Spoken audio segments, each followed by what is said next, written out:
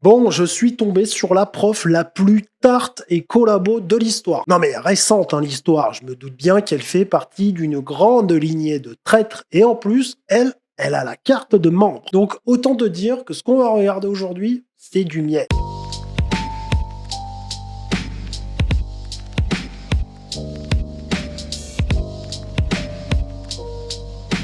Alors en plus, c'est une prof d'histoire option pleurniche, donc on va voir comment des études quasi intégralement prises en charge par la société forment les enseignants et quelle finesse d'analyse et d'esprit cela leur apporte. Ah non mais je te dis, tu n'es pas prêt. Et en même temps, ça explique beaucoup de choses aussi, notamment la structure mentale de nos chances qui se retrouvent dans les classes de ce genre de professeurs. Alors, c'est titré, cette dame pertinente apporte quelques précisions sur les inégalités des races qui n'existent pas, monsieur, je suis désolé, dans une cour d'école, sanctions, brimades, etc.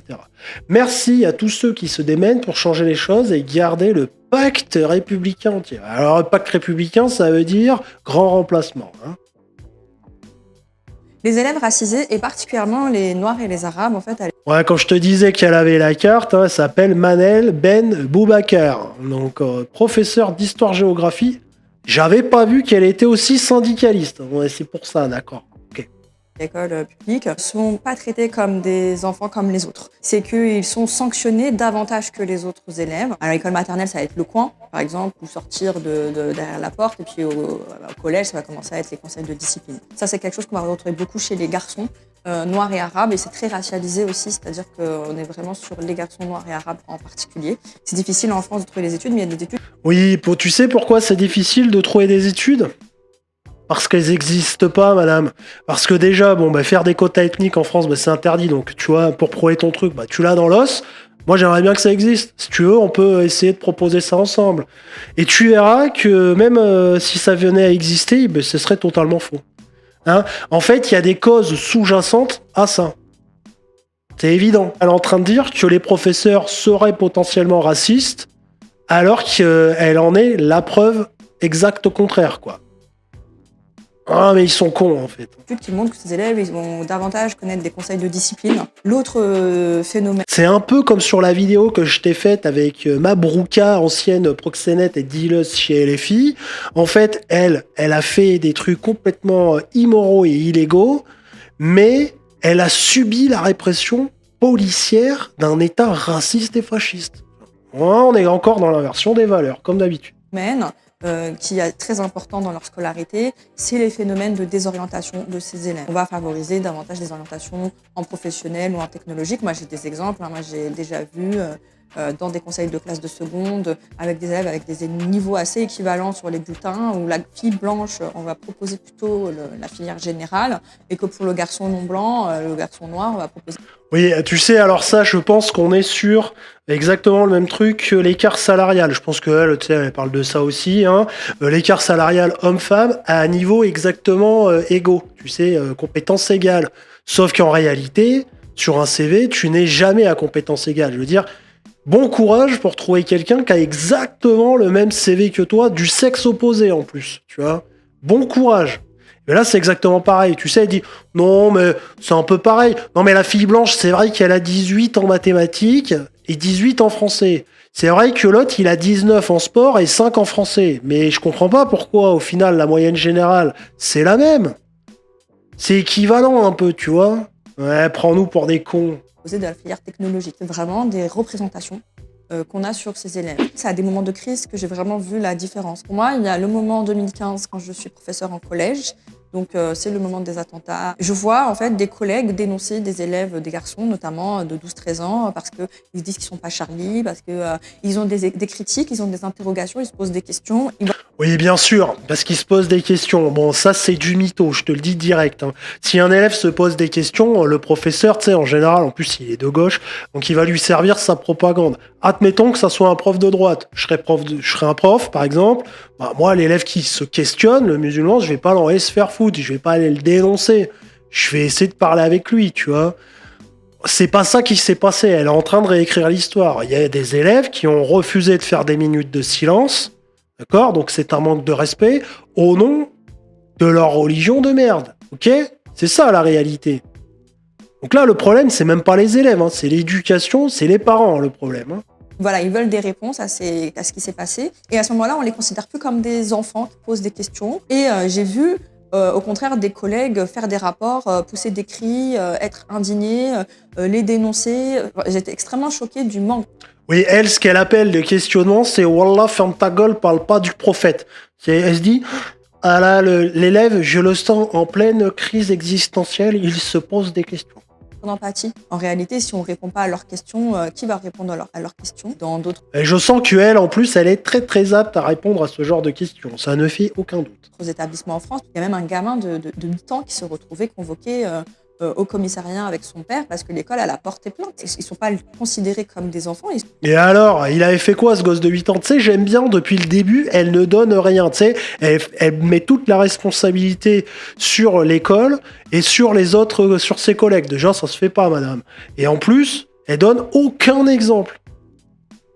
Bah, donc, c'est comme je te disais, quand elle dit le bulletin c'est équivalent, en fait, quand tu regardes dans le détail, c'est pas du tout équivalent, j'en suis sûr et certain. Elle dit pas ce que le gosse de 8 ans il avait dit ou fait, hein. C'est normal de se retrouver convoqué avec son père en plus, donc tu vois, la procédure est respectée. Si le gosse de 8 ans il a dit un truc de fou. Il y a des gosses de 8 ans, tu sais, genre Hamza Ladouane, à 8 ans il était déjà dans la rue à traîner, tu vois. Donc il faisait déjà des folies. Ah, mais voilà. Ces gens, putain. Ils sont considérés comme des adultes qui ne peuvent pas faire des erreurs. Pour moi, c'est très clair que tout ceci a trouve son origine dans il y a déjà 500 ans à peu près, c'est-à-dire la colonisation, la mise en esclavage, la déportation de certaines populations.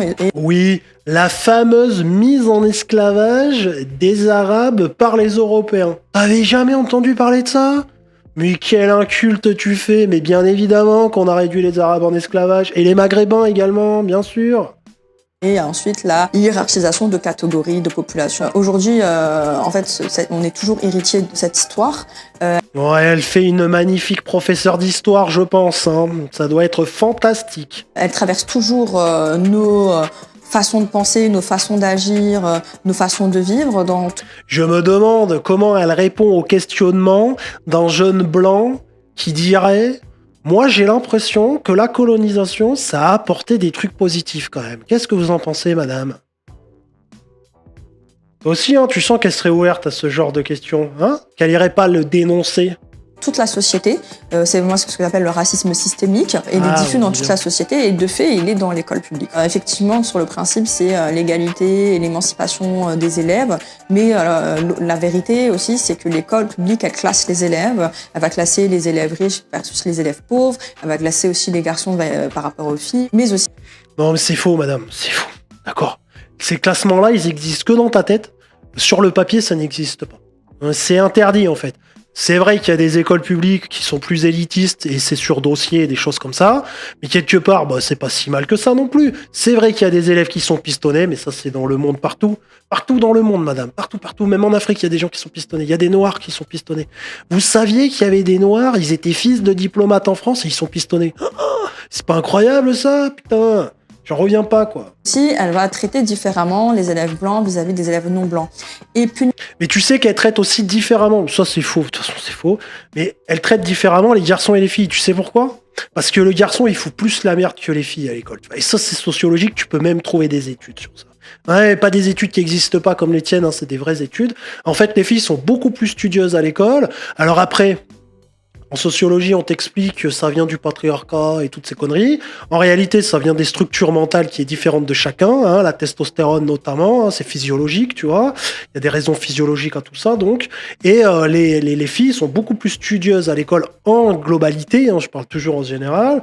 Et donc, elles réussissent mieux leurs études, elles atteignent plus facilement leur but dans les études que les garçons, qui sont beaucoup plus souvent brimés, etc. Parce que plus agités, plus énergiques, plus envie d'aller vers l'extérieur que la plupart des femmes. C'est pareil, toujours en généralité. Viens pas commencer à m'écrire « je suis une fille et moi j'ai me comporter comme un garçon ». Ça existe aussi, tout existe, mais en globalité, les filles sont plus studieuses, ont de meilleures notes, se comportent mieux en classe que les garçons. Et donc, forcément, l'école, elle récompense aussi ça. C'est évident, t'es dans une institution qui est normée. Tu peux pas tout éclater comme ça juste parce que ça te fait plaisir. Punir davantage les élèves. Je dis pas qu'il n'y a pas des choses à réformer, mais bon, t'as compris. non blancs à l'école publique, c'est aussi une manière de les préparer à leur destin collectif. Parce qu'en fait, de les préparer au fait qu'ils seront davantage punis que les Ah oui, mais bien sûr. Ouais. Ouais, autres. D'abord par l'école, mais ensuite, après, ça va être par la police, par la justice, par les administrations, par le travail. Et que c'est des populations qui vont être la cible de l'État. voilà, mais tu sais, elle les habitue à bien faire les victimes. Hein. Sois une bonne victime toute ta vie, parce qu'en fait, dès aujourd'hui, tu es pris pour cible, tu es le coupable idéal, the usual suspect. Donc tu seras toujours. C'est comme ça, voilà. Tu peux commencer à pleurer dès maintenant et à te plaindre. N'oublie pas, on appelle ça le racisme systémique, ok? Vous oubliez pas, Kader et Mamadou, vous notez ça, hein, vous notez la définition du racisme systémique et vous pouvez y aller. Hein, vous avez les cartes, vous les distribuez à chaque fois que vous avez envie. T'as mis un coup de couteau à ton collègue? T'as vendu une petite barrette de shit? Hop, vite, carte racisme systémique. T'as fait une balayette à ton pote dans les couloirs? Hop, racisme systémique. Ah, c'est bon, putain, ces gens sont infects. Vraiment, je me demande... Non, écoute, quand il y aura des vrais politiques au pouvoir, ces gens-là ne pourront plus être professeurs. Bon bref, je t'avais dit que ça allait expliquer pas mal de choses et soulever l'importance d'être beaucoup, est-ce que j'ai dit beaucoup, plus sélectif dans ce genre d'études. Hein. Si tu commences à rendre des mémoires de victimisation intégrale écrits avec des larmes de crocodile, tu seras recalé avec interdiction de repasser le concours. Ouais, mais je sais que c'est élitiste et que ça ressemble à du fascisme. Et en même temps, le socialisme, j'ai l'impression que ça génère pas mal de médiocrité aussi. Donc, à choisir. N'hésite pas à me dire ce que t'en penses en commentaire. Like, abonne-toi, fais un don sur Tipeee ou rejoins les membres payants de la chaîne pour me soutenir et soutenir l'exigence. Et je te dis à demain, 9h45, pour une nouvelle vidéo. Ou peut-être avant, si j'ai des trucs à dire. Mais bon, ça, comme d'hab, c'est la surprise. Des fois tu marches dans la rue, Momo débarque, te taxe une clope. Je l'envoie se faire foutre poliment. Il insiste, il me dit t'es mon pote. Je dis non, mes potes sont pas comme toi.